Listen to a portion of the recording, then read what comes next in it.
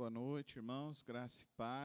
Quando vemos o mal prosperar, qual deve ser a atitude do cristão quando ele vê o mal prosperando ao seu redor, próximo de si? Você tem visto o mal prosperar?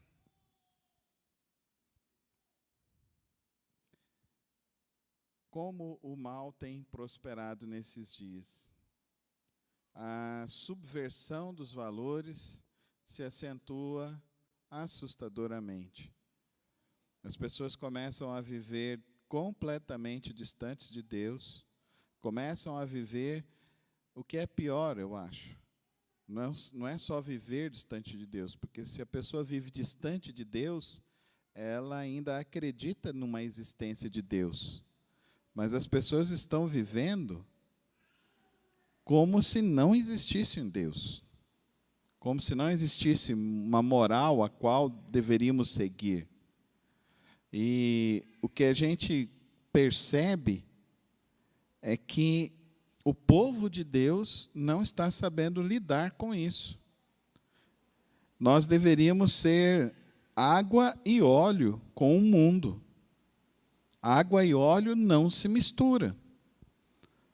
Mas os crentes estão parecendo mais água com café. E o café se mistura. E a água deixa de ser água. E é isso que nós temos visto nesse dia. Mas isso não é novo sobre a terra. O Salmo 36, vamos ler?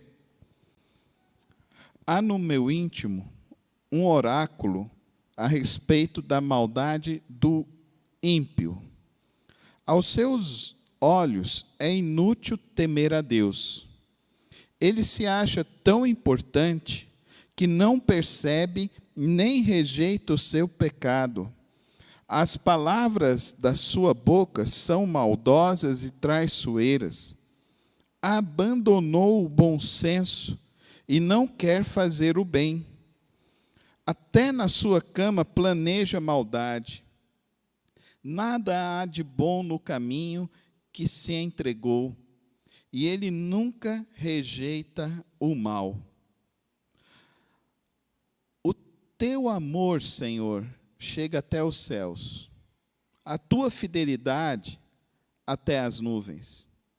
A tua justiça é firme como as altas montanhas. As tuas decisões insondáveis como o grande mar. Tu, Senhor, preservas tanto os homens quanto os animais. Como é precioso o teu amor, ó Deus! Os homens encontram refúgio à sombra das tuas asas. Eles se banqueteiam na fartura da tua casa. Tu lhes dás de beber do teu rio de delícias. Pois em ti está a fonte da vida. Graças à tua luz, vemos a luz. Estende o teu amor aos que te conhecem, a tua justiça aos que são retos de coração.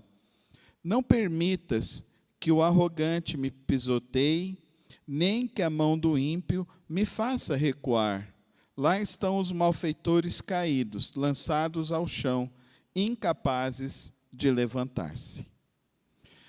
Pai querido, Pai celeste, reunimos mais uma vez, Senhor, para refletir sobre a Tua palavra e como precisamos, ó Deus, da orientação do Senhor.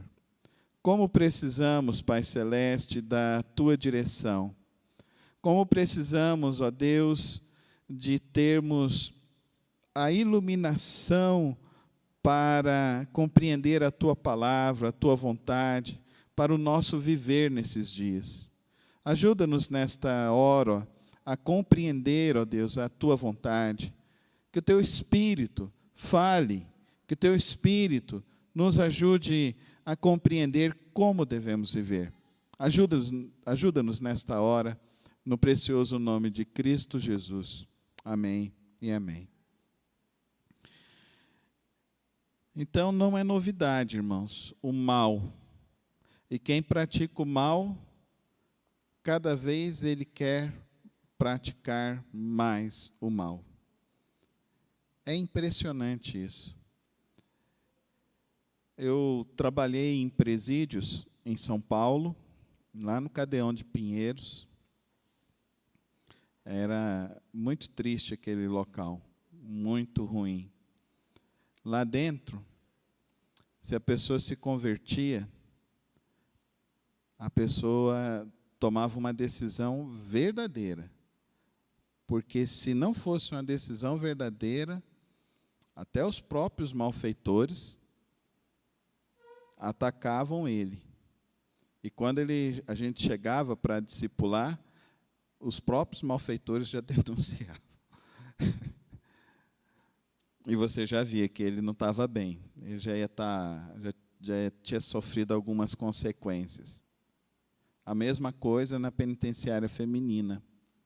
Aqui em Goiânia também, eu fiz esse trabalho por 1 ano. E eu me lembro, certa vez, aqui em Goiânia, eu fui convidado a entrar numa cela para orar com um rapaz. E quando eu fui orar com esse rapaz, ele olhou para mim e falou assim: olha, pastor, não tem jeito para mim. Eu sou muito mau. Eu matei mais de 17. Eu matei homem, matei mulher, eu matei criança. Eu assassinei tudo quanto é tipo de pessoas. Elas me atormentam todas as noites. Aquela hora eu fiquei parado, eu fiquei pensando. Estava eu, tinha mais um rapaz comigo. E tinha 6 outras pessoas e aquele rapaz falando aquilo tudo. E eu pensei, o que eu vou falar agora, Senhor? O que eu vou dizer agora? Daí eu perguntei para ele, por que você quer falar comigo? Daí ele falou assim, eu quero que isso saia da minha cabeça. Eu falei, só tem uma forma disso sair na sua cabeça. É se você se arrepender a Deus, pedir perdão a Deus. E quando você sair daqui, você vá aos familiares que sobrarem e peça perdão a cada um deles. Ah, então eu não vou fazer isso. Eu virei e falei assim, então você não quer Deus. Você quer apenas um alívio para você. Mas não é só Ele que quer assim. Muitas pessoas só vêm à igreja para ter um certo alívio. Querem uma oração para tirar um alívio. E isso não é a solução para mim e para você. Isso não traz a verdadeira paz que Deus tem para derramar em nossos corações. Isso não traz a verdadeira segurança. Isso não produz a verdadeira fé. E isso, na hora que você estiver enfrentando uma nova circunstância difícil, não te ajudará a vencer essa situação difícil. Porque Deus não é como droga, como muitas pessoas querem. Então, se a pessoa está com algum problema, toma uma cervejinha. Se a pessoa está feliz, toma uma cervejinha. Então, tudo tem que ter a cervejinha. Porque nada preenche ele. Nem a alegria, nem a tristeza, nem a frustração. Ele precisa sempre de uma cervejinha. Ele precisa sempre de uma droga. Alguns ficam na cervejinha, outros vão para uma bebida de dose, outros vão para as drogas mais profundas. Outros se afogam em outras coisas ainda terríveis, mais terríveis do que isso. Ao sexo, à perversão, à degradação. Porque não querem se entregar verdadeiramente a Deus. É justamente isso que o salmista está dizendo para nós. Queridos irmãos, não podemos querer viver uma vida com Deus sendo meros amigos de Deus, sendo meras pessoas que têm um respeito por Deus. Não é isso. Não é isso que eu e você precisamos. O salmista está nos dizendo aqui, queridos irmãos, que nós precisamos ter uma experiência profunda com Deus. Fala assim comigo. Eu preciso, fala com fé, eu preciso ter uma experiência profunda com Deus. Não pode, irmão. Eu contei essa história que é chocante, e conto a história fazendo esse paralelo com pessoas que vêm na igreja apenas querendo uma oração, porque é justamente isso, é a mesma experiência. Quer ter um alívio, quer ter uma paz, mas não quer ter um relacionamento profundo com Deus. O que o homem precisa é ter um relacionamento profundo com Deus. Pastor, se eu tiver um relacionamento profundo com Deus, eu não vou ter problema nenhum na minha vida? Não, você vai continuar tendo problema. Pensa, Deus fez Adão e Eva. Colocou eles no jardim perfeito. Quantos aqui querem ter uma vida perfeita, chegar num lugar perfeito? Você acha que isso vai preencher a tua vida? O que vai preencher a minha vida e a tua vida é Jesus. Só Jesus. Adão e Eva lá no jardim perfeito. Eles tinham tudo. Pensa comigo. Eles tinham alegria? Sim ou não? Tinham alegria? Tinham paz? Eram satisfeitos? Mas eles não se satisfizeram em Deus. O Catecismo Maior de Westminster, do século XVI, diz assim, no seu primeiro artigo, ele diz assim, que o propósito do homem é conhecer a Deus e se satisfazer em Deus. Você é satisfeito em Deus? Você aprendeu com o apóstolo Paulo em tudo dai graças? Você é satisfeito em Deus nas dificuldades e nos momentos felizes? Olha que interessante o que o salmista está dizendo aqui para nós, queridos irmãos.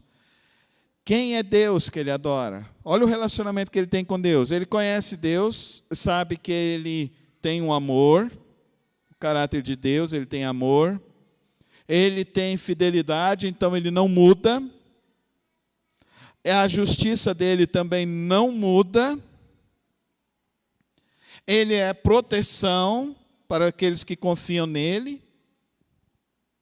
Ele está mostrando só para nós o caráter de Deus. Mas aqui ele coloca no verso 7. Os homens encontram refúgio à sombra das suas asas. O que Adão e Eva fizeram? Desobedeceram. Deixaram, eles se encontravam. Olha que coisa maravilhosa. Eles viram a face de Deus. Ninguém mais viu a face de Deus. Só Adão e Eva e o nosso Senhor Jesus Cristo. Mas eles não se satisfizeram em Deus.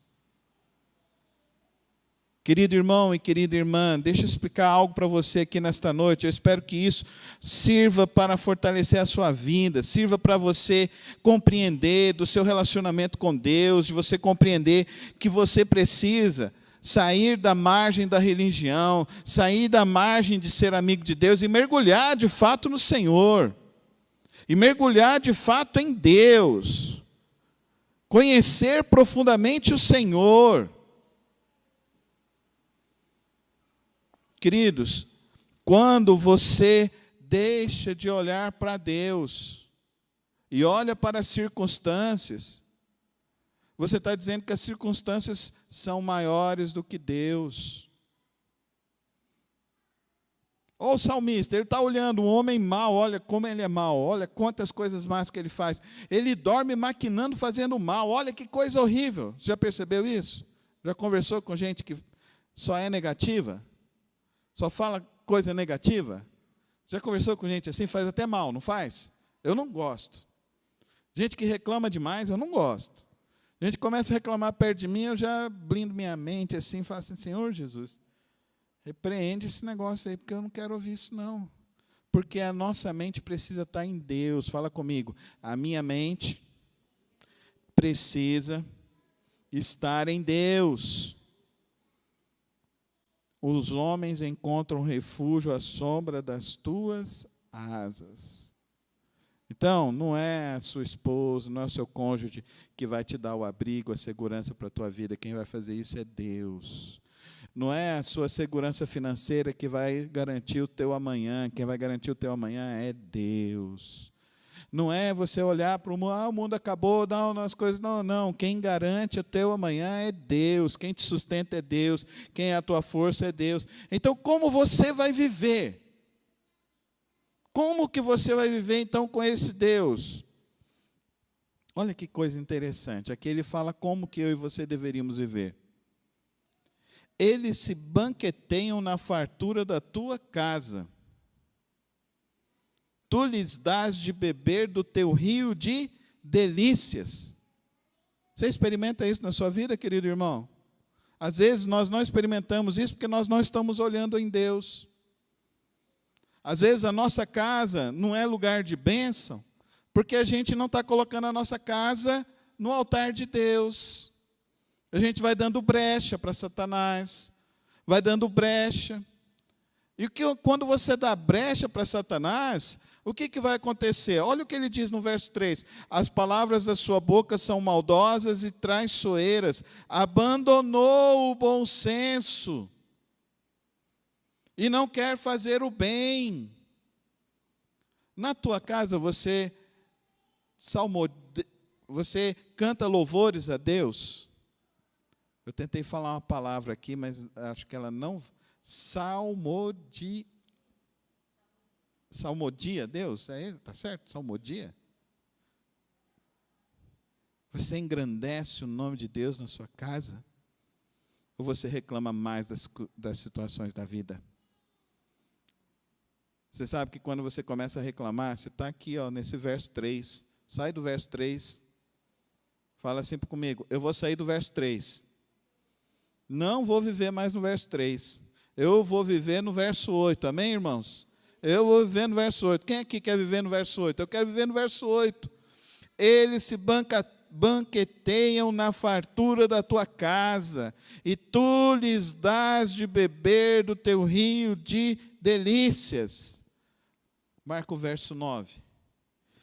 Pois em ti está a fonte da vida. Graças à tua luz, vemos o que, irmãos? A luz. Se você olha para Deus, você vê a luz. Se você tira os olhos de Deus, você esquece de Deus, você só vai ver problemas, você só vai ver dificuldades. Não adianta querer ser amigo de Deus, você tem que ter um relacionamento profundo com Deus. Você tem que aprofundar o seu relacionamento com Deus. Você tem que conhecer esse Deus, olhar para Ele e falar, nossa Deus, Tu és o amor da minha vida. Você olhar para Deus e falar, Senhor, eu sei que o Senhor não abandona o justo. Senhor, eu sei que os rios de água viva estão fluindo do Teu trono para a minha vida. Amém, irmãos? Quantos aqui creem nessa palavra? Então, fique em pé comigo aqui agora, em nome de Jesus. Vamos fazer um exercício. Sai do seu comodismo aí agora. Fique em pé, coloca a mão no teu peito, assim, no teu coração. Fala com Deus assim agora. Senhor meu Deus, que o Teu rio de água viva, que a Tua paz, que a Tua luz venha sobre a minha vida, venha sobre a minha casa, venha sobre o meu trabalho, venha sobre a minha igreja. Me ajuda, ó Deus, a confiar plenamente no Senhor, a mergulhar neste Teu rio. Amém. Amém. Você pode sentar. Olha que coisa, gente. Quantos aqui sente algo novo aqui hoje? Você sente algo novo? Você sente? Você sente um toque de Deus? Sente, irmão Abreu? Sente, Guilherme, algo novo? Sim ou não? Alguns vão poder falar, não, isso é catarse. Não, querido. Isso é a doce presença de Deus em nossas vidas aqui nessa hora. A presença do Espírito Santo de Deus. Aonde há paz, há a presença de Deus. Amém, irmãos? Leva isso para a tua casa. Leva isso amanhã para o teu trabalho. Leva isso lá. É a fonte da vida. Verso 10. Estende o teu amor aos que te conhecem, a tua justiça aos que são retos de coração. Então, aqui agora ele fala da nossa conduta. Ele começa falando da conduta do ímpio. Ele começa falando das atitudes do ímpio, que só geram coisas ruins. Ele nos leva a olhar para Deus, reconhecer quem é Deus, reconhecer o que Deus é capaz de fazer em nossas vidas e produzir em nossas vidas. E agora ele diz o que a gente tem que fazer na nossa vida. A gente tem que ser reto de coração. Isso implica na nossa atitude agora, no nosso andar, no nosso viver. Ser reto de coração. O que isso significa, queridos irmãos? Ser reto de coração quer dizer que nós estamos andando numa trilha certa. Qual é a nossa trilha? A nossa trilha é o Senhor Jesus Cristo. Como conhecemos o Senhor Jesus Cristo? Através da tua santa palavra. Retos de coração. Então, tudo aquilo que Cristo falou para nós fazermos, nós devemos fazer. Essa deve ser a nossa atitude. Então, querido, tira os teus olhos das coisas ruins deste mundo. Olhe mais para Deus. Confie mais no Senhor. Confia plenamente no Deus da tua salvação. Abrigue-se debaixo das poderosas asas de Deus.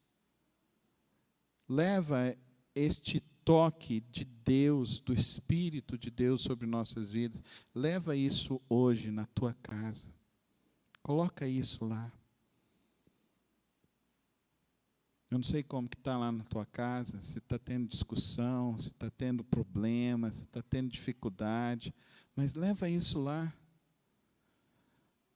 Você está em um ambiente de tristeza, leva a paz, leva a alegria. Olha, leva essa felicidade que Deus quer dar, Deus quer derramar sobre você. Mas quando a gente for levar isso, a gente precisa lembrar disso. Vamos viver retos de coração. Vamos viver na presença de Deus. O que vai acontecer com o ímpio? A justiça de Deus um dia será feita. Eu não oro desejando que essa justiça de Deus chegue logo.